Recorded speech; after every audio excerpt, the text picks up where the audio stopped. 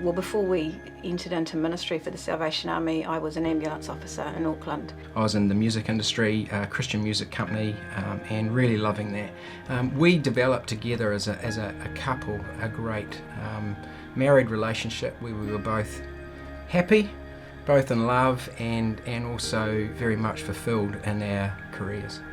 We were actually really enjoying life. Everything was going well. We had great friends, great jobs. Alongside that, I suppose, we also had made a conscious decision that we would remain open to God asking of us.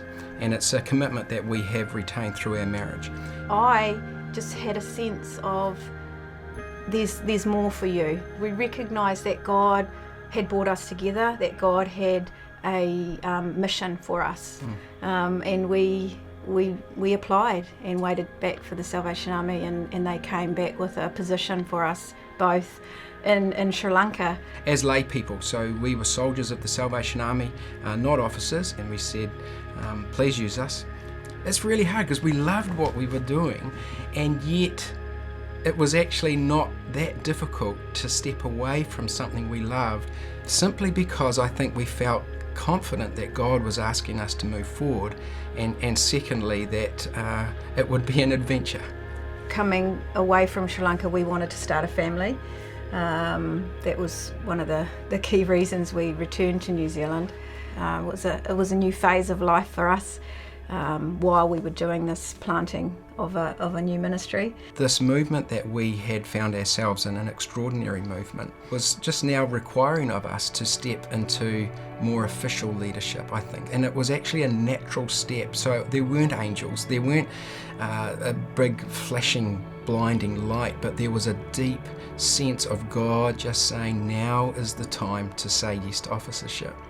Look, there's no doubt it is a sacrifice, but I know that God called me out of that and put me into a different journey, and that's been one of excitement, adventure. I've travelled the world. I've met incredible people that have taught me things that I would never have learnt if I'd stayed where I was in that safe, good place. And so I wouldn't change it. I wouldn't change it.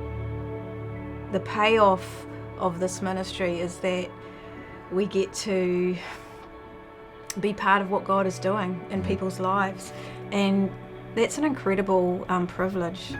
And I guess I would say to others who might be grappling with letting go of things that are good, is take the first step. Unless there is a good reason for us to say no, we will say yes, and that's sort of something that we live by. And sometimes that's jolly inconvenient, because it is easier sometimes to say no, but when you say no, you're closing the door to opportunity, to incredible things that God has in store for you. So we live by saying yes, even when it's hard. I think that's actually the heartbeat of officership, but as I would say, it's also the heartbeat of just authentic discipleship.